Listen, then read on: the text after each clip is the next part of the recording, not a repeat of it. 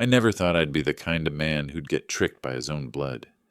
72 years old, a lifetime of calloused hands and sleepless nights, and yet one quiet evening in late November, I sat at my kitchen table, pen in hand, signing away the very house I built with my wife. I didn't even realize what I had done until it was too late. That shame has kept me awake many nights, the sound of the lake slapping against the shore outside my window, reminding me of the promises I broke to myself. You see, this house on the edge of Lake Erie isn't just wood and brick. I laid the beams with my own hands back in the early 70s, when gas was 38 cents a gallon, and I still had black hair on my head. Every nail in the frame carried a piece of my sweat. My late wife, Margaret, planted roses along the front porch, red and white, the kind that bloom strong even through Ohio's brutal winters. We raised 2 kids here. We hosted Thanksgivings with 20 people crammed around the table, football on the TV, the smell of pumpkin pie baking. That house has been my anchor, my pride. After Margaret passed 5 years ago, the place felt too quiet. Most nights it was just me, the ticking of the old grandfather clock, and the creak of floorboards that seemed to remember better days. Then my grandson, Tyler, started visiting more often. At first, it warmed my heart. He'd bring me a pumpkin pie from Kroger around Thanksgiving, or mow the lawn when my knees ached. He'd ask about stories from my Navy days, sitting there with that polite smile that reminded me of his mother when she was young. It felt good to have him close, maybe too good. When you're old and lonely, even a little attention feels like a lifeline. Looking back, I can see how he learned to use that. One evening, after we had fried perch from the lake and a couple of cold Miller Lights, he set some papers on the table. He said they were just tax forms. Nothing serious, Grandpa. Just makes it easier if anything happens. He spoke soft, almost embarrassed, as though he didn't want to burden me. The folder had the logo of a law office in Cleveland. I remember noticing that detail, but I brushed it off. I trusted him. I signed. I didn't read much. My eyesight isn't what it used to be, and besides, I thought, what harm could come from helping my grandson with some paperwork? The very next morning, when I shuffled out to get the mail, there was a thick envelope from the county recorder's office. The words jumped off the page at me like a slap. Quitclaim deed. I had transferred the house, my house, into his name. I sat down on the porch step, the cold November air cutting through my flannel shirt, and I felt the weight of 72 years pressed down on me. I could hear Margaret's voice in my head, scolding me for being careless. I thought I'd always been a cautious man, careful with every dollar, every decision. And now this? I called Tyler right away. He didn't answer. Later that night, he showed up, calm as could be. I told him I wanted the papers back, to reverse it, to fix whatever mistake had been made. He looked me dead in the eye and said, "Grandpa, you signed it. The house is mine now. Don't worry, you'll always have a place here as long as I let you." As long as he let me, those words sliced through me sharper than any blade. He was 25 years old, never paid a dime toward the mortgage, never lifted a beam, and here he was talking like he owned me along with the property. I tried to argue, but he stayed calm, almost smug. He told me not to stress, that this was for the best, that he'd take care of everything from now on. He patted my shoulder like he was doing me a favor. That night, I couldn't sleep. I walked through each room in the dark, touching the walls, the door frames, the pictures Margaret had hung. I felt like a guest in my own home. I kept thinking about that logo on the folder, the law office I'd never heard of. Why had he chosen them? Why hadn't I questioned it? I told myself I would go down to the courthouse in the morning, see what could be done. But when I opened my front door the next day, ice crusted over the steps, and a cold wind tore through the yard. Tyler was already there, standing on the porch with a smirk I'll never forget. And before I could say a word, he gave me a shove. I remember the crack of my back against the frozen steps. The world spun and the sky above me looked like shattered glass, gray and sharp. For a moment I thought maybe my time had come, that Margaret was reaching down to pull me up. But instead, it was the sound of Tyler's boots crunching on the ice as he muttered, "Careful, Grandpa. Don't want you breaking a hip," and then he walked inside like nothing had happened. The pain seared down my spine, and by the time the ambulance came, I was numb. The EMT asked me what happened. I lied, said I slipped. Pride can make a fool out of you, even at 72. But as they strapped me onto the gurney, I caught the look in Tyler's eyes through the window, calm, almost satisfied. At the hospital in downtown Cleveland, they gave me painkillers and ran scans. My ribs were bruised, but not broken. I was lucky. The nurse, a woman in her 60s with tired eyes, stayed with me longer than she had to. Maybe she saw something in my silence. She leaned in and whispered, "You know, there are people who can help when family takes advantage. Don't let him rob you of everything you worked for." Her words gnawed at me. That night, I stared at the ceiling tiles until morning, replaying every little detail. The folder from that law office, the way Tyler had insisted it was nothing serious, the shove on the porch. My stomach twisted. When I was discharged 2 days later, I went home to find the locks changed. A plastic bag sat on the porch with my clothes stuffed inside. On top was a note in Tyler's handwriting. "Don't make this harder than it needs to be. You'll be taken care of. Taken care of." The same phrase he used the night I signed the deed. I drove to a cheap motel off I-90 with $40 in my pocket and the shame burning a hole in my chest. I ate vending machine peanuts for dinner and thought about ending it all. But something kept me alive. Anger. Not the kind that burns hot and fast. No, this was cold, steady, a fire that smolders under ash until the right wind fans it. I remembered the logo on that envelope, Martin and Klein, attorneys at law. The next morning, I hobbled into their office with my hospital papers still in my jacket pocket. The receptionist looked me over like I was a stray dog, but when I told her my name, she froze. "You're Tyler's grandfather?" A younger lawyer, not much older than Tyler himself, came out. He told me flatly that everything was legal. "Your grandson explained it clearly. You wanted him to have the house now, rather than wait until after your passing. It's all notarized." He pushed the folder across the desk toward me, as if that settled everything. But something didn't add up. The notary signature wasn't from the county clerk I knew, the one who'd notarized my fishing license renewal just last year. It was from some private agent in Columbus, a name I didn't recognize.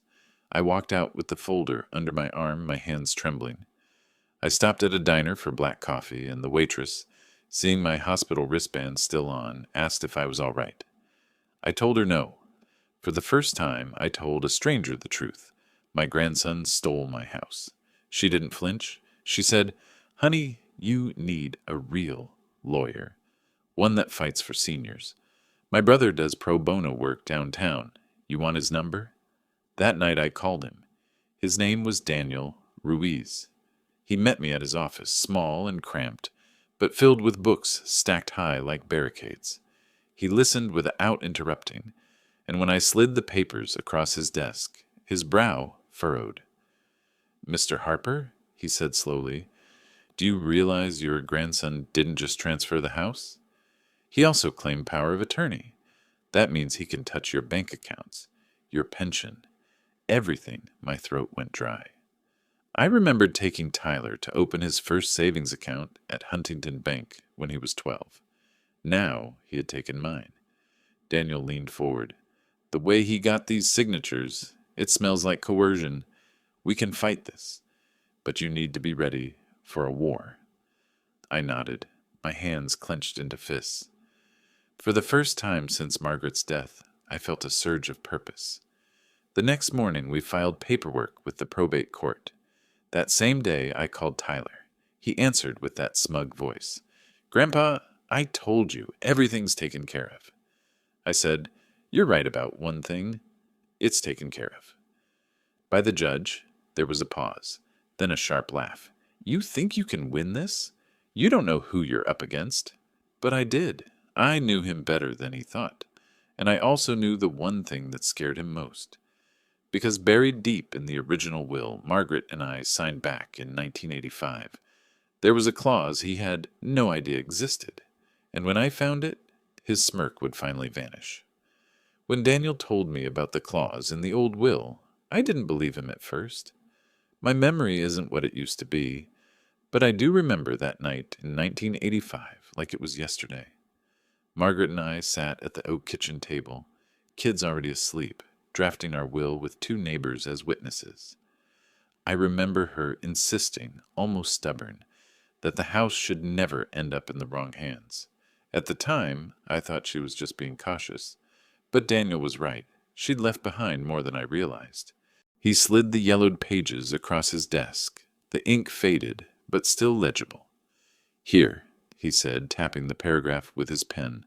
"If any transfer of property occurs under undue influence or coercion, the deed is null and void, and the property automatically reverts to the estate." My heart kicked against my ribs. Margaret had protected me, even from the grave. But that also meant a fight, because Tyler wasn't about to walk away quietly. The first hearing was a disaster. The judge, an old friend of Tyler's father, listened with that detached look, like he'd already made up his mind. Tyler sat in the front row, dressed in a tailored navy suit I knew he hadn't paid for, whispering with his attorney. When the judge hinted that the elderly often get confused about their own wishes, I felt my chest tighten. It was as if my entire life's work, every nail, every hour in the mill, every sacrifice, was being written off as senility. But then Daniel pulled out a surprise. He had tracked down one of the original witnesses to the will, Mr. Callahan, our old neighbor who used to smoke cigars on the porch every Sunday. The man was 84 now, but his memory was sharp as a tack. When he testified that Margaret's biggest fear was family greed tearing the place apart, the courtroom went silent. For the first time, Tyler shifted in his seat. Still, Tyler wasn't done.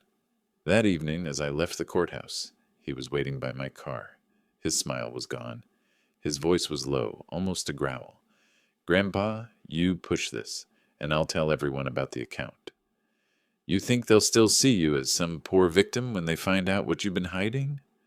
My stomach dropped. He was bluffing, wasn't he? But later that night, sitting in the motel with the papers spread around me, I saw it. The account. An old savings I'd opened years ago in Margaret's name. Money I never reported properly. Back then, it was just a small stash. Maybe a few thousand meant for emergencies. Over time, it had grown with interest. Nearly $40,000 by now. Tyler had found it. That was his leverage, exposing me for my own mistake. Suddenly the line between victim and culprit blurred. Was I as guilty as he was, just in a different way? I stared at the ceiling fan whirring above me, hearing Margaret's voice in my head. Do the right thing, even when it hurts. Daniel didn't flinch when I told him. He simply said, "Then we'll use it. We won't hide it. We'll prove you're willing to lay everything bare while he's the one drowning in lies." The next hearing was brutal. Tyler's attorney tried to drag me through the mud, waving the account papers as if I were some criminal. The courtroom murmured, people whispering judgment. But then Daniel stood and said, "Yes, my client made a mistake 30 years ago. But that mistake didn't rob his grandfather of his house. That mistake didn't shove a 72-year-old man onto the ice. That mistake didn't forge signatures to steal power of attorney." His words rang out like hammers. For the first time, the judge leaned forward, his expression unreadable. Afterward, Tyler cornered me in the hallway. His eyes were wild, desperate. "You don't get it, old man. I already mortgaged the house. I already took the loan. If you win, I lose everything." And that was the moment it clicked. The Tesla, the sudden new clothes, the smug confidence. He'd leveraged the house with the bank. He wasn't protecting family. He was gambling with it. I looked at him, really looked at him, and saw not my grandson, but a stranger. I said nothing, just walked away. That night, Daniel called me. His voice was sharper than usual. "Mr. Harper, I need you to brace yourself." I pulled Tyler's financial records. He didn't just mortgage the house. He tied it to something much bigger. If this goes the wrong way, it's not just the house at risk. It's your entire legacy. I gripped the phone so hard my knuckles turned white. What do you mean? I asked. There was a pause on the line. Then Daniel said, the bank is calling in the loan, and they expect payment in full by the end of the month. When Daniel told me the bank was calling in the loan, I felt the ground tilt beneath me. Tyler hadn't just gambled with my house. He'd put the entire legacy Margaret and I built on the line. The loan was massive, nearly $80,000, all riding on the roof I hammered together with my own hands. My stomach knotted at the thought of losing everything to his recklessness. The next morning I walked into Huntington Bank, my breath clouding in the icy Ohio air. The branch manager, a man in a gray suit with slick hair, welcomed me into his office with a practiced smile. When I explained who I was, his tone shifted. Mr. Harper, technically your grandson is the legal owner of the property. The mortgage was approved under his name. Unless the deed transfer is overturned, the bank expects repayment from him, or foreclosure. His words landed heavy, but then he added something curious. There's something unusual. He didn't just mortgage the house. He pledged collateral connected to your pension account. That detail chilled me. The same account I'd built from 4 decades at the steel mill, money I lived on month to month. Tyler had dragged even that into his game. I thought back to the smug confidence in his eyes, and for the first time, I wanted revenge not just for me, but for Margaret. For every hour, I worked double shifts so our family could have more. Daniel and I met that evening in his cramped office, papers stacked high around us. He overplayed his hand, Daniel said. We can use this. Fraud tied to a pension fund is federal. He won't just lose the house. He could face charges. Hearing that should have comforted me. Instead, I felt the old ache in my chest, the war between blood and justice. Was I really ready to see my grandson in prison?